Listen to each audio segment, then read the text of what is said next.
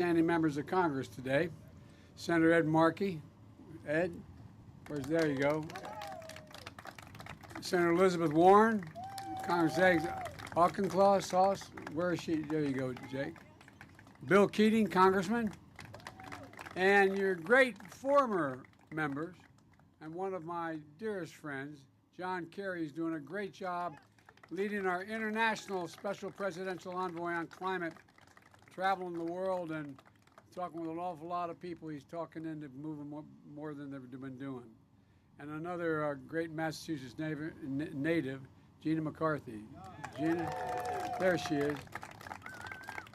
My national climate advisor is leading our climate efforts here at home. It's an honor to be joined by your neighbor from Rhode Island. He's not a bad guy at all.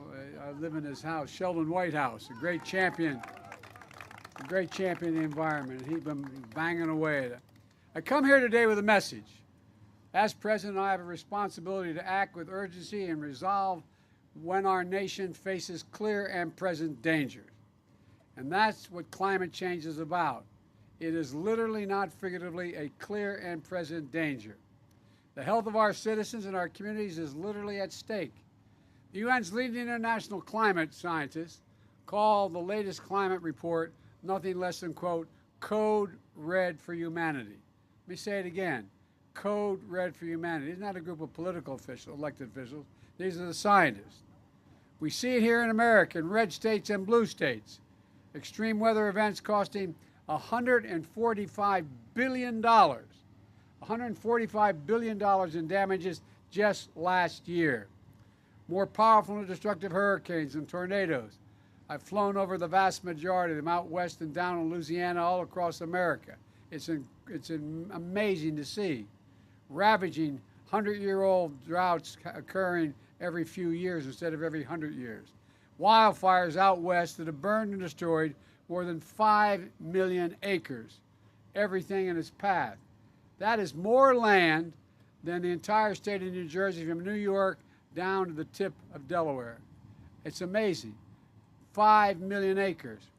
Our national security is at stake as well. Extreme weather is already damaging our military installations here in the States, and our economy is at risk, so we have to act. Extreme weather disrupts supply chains, causing delays and shortages for consumers and businesses. Climate change is literally an existential threat to our nation and to the world. So my message today is this.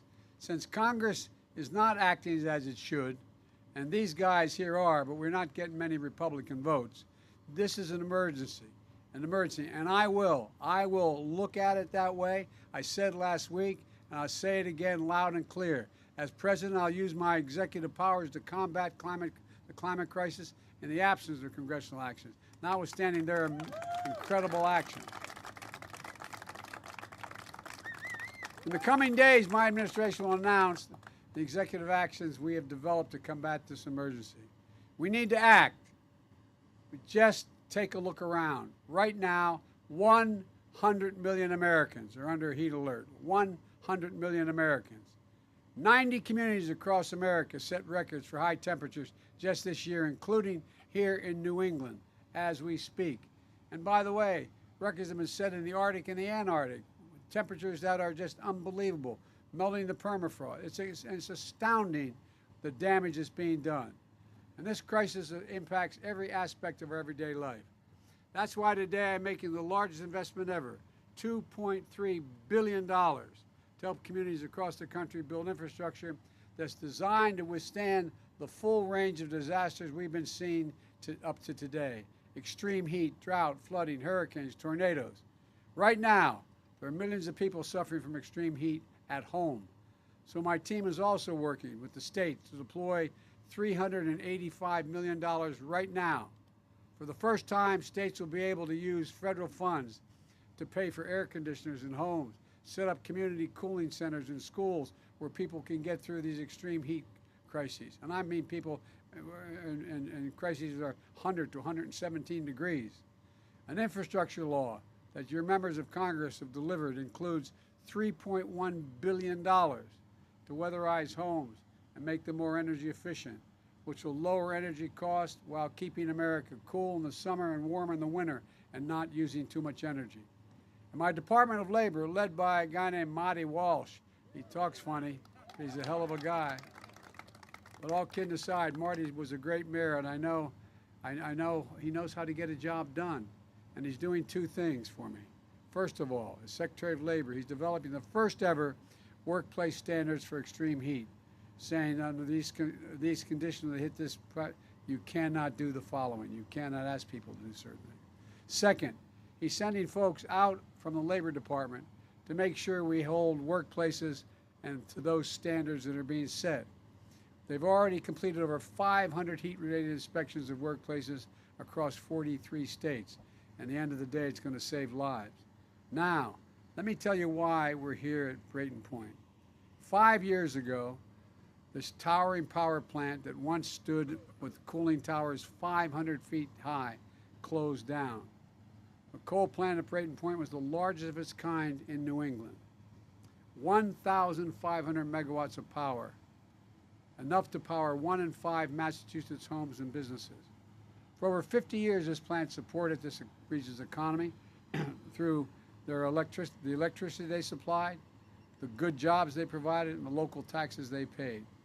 But the plant, like many others around the country, had another legacy, one of toxins, smog, greenhouse gas emissions, the kind of pollution that contributed to the climate emergency we now face today.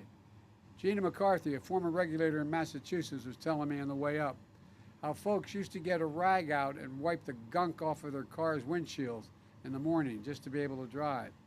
Not very much unlike where I grew up in a place called Claymont, Delaware, which has more oil refineries than Houston, Texas had in its region just across the line in Pennsylvania. And all the prevailing winds were our way. I just lived up the road. In an apartment complex when we moved to Delaware. And just up the road to a little school I went to, Holy Rosary Grade School. And because it was a 4-lane highway that was accessible, my mother drove us, and rather than us be able to walk. And guess what? The first frost, you know what was happening.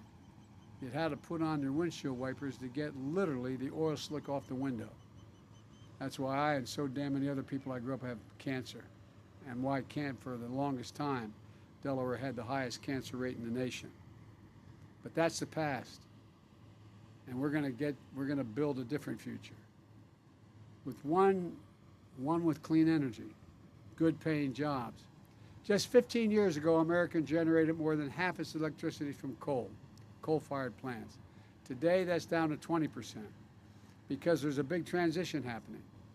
Many of these fossil fuel plants are becoming sites for new clean energy construction.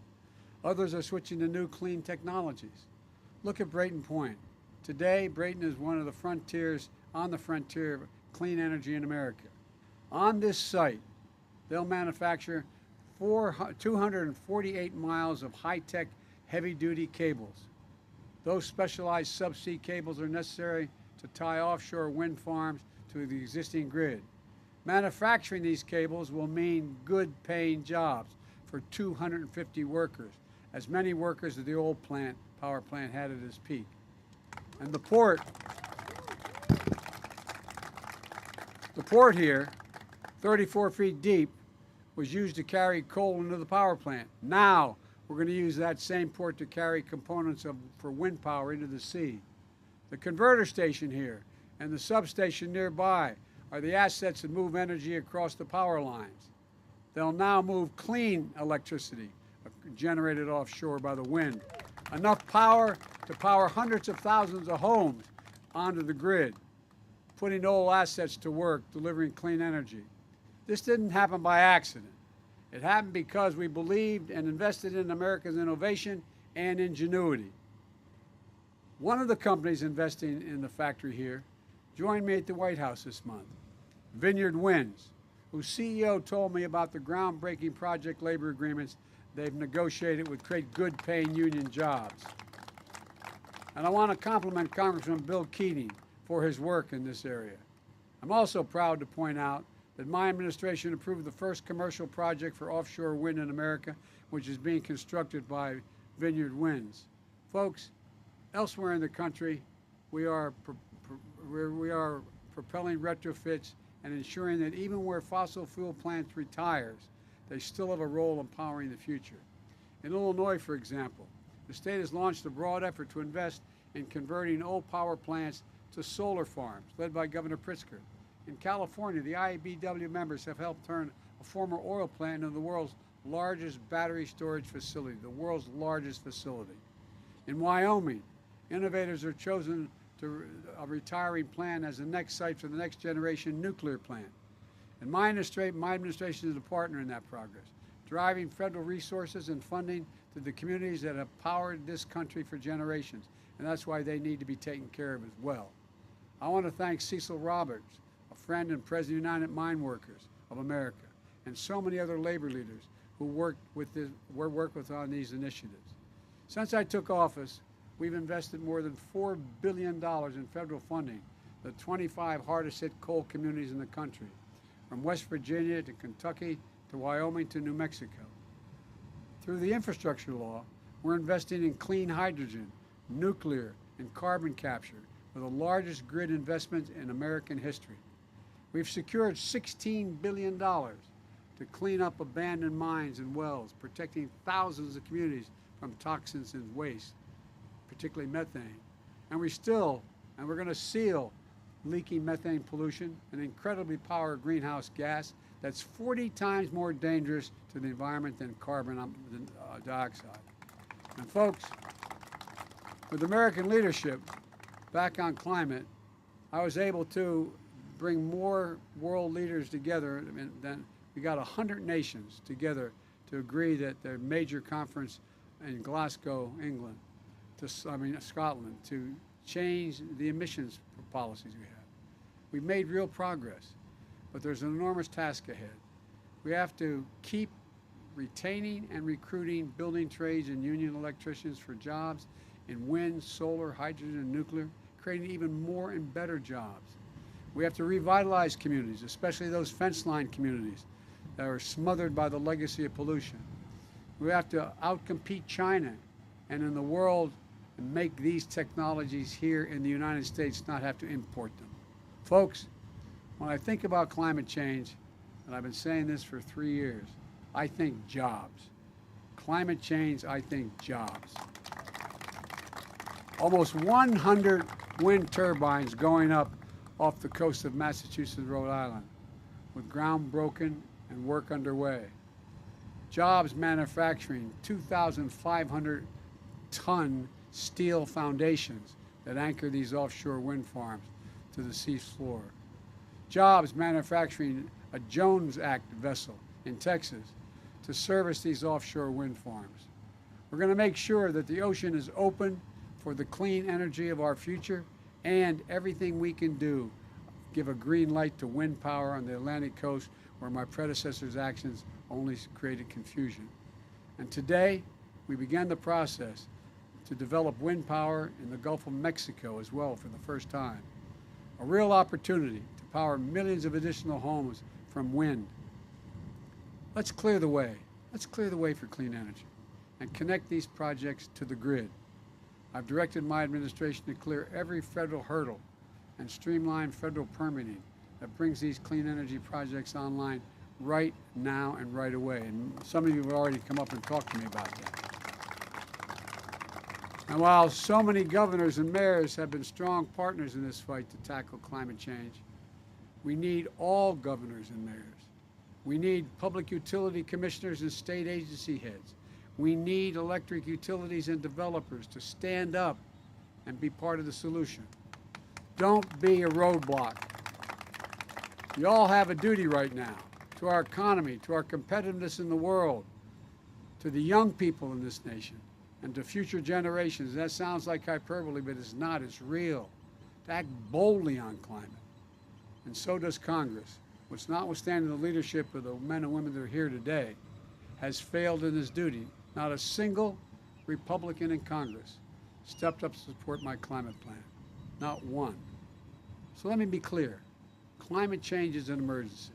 And in the coming weeks, I'm going to use the power I have as president to turn these words into formal, official government actions through the appropriate proclamations, executive orders, and regulatory power that the President possesses.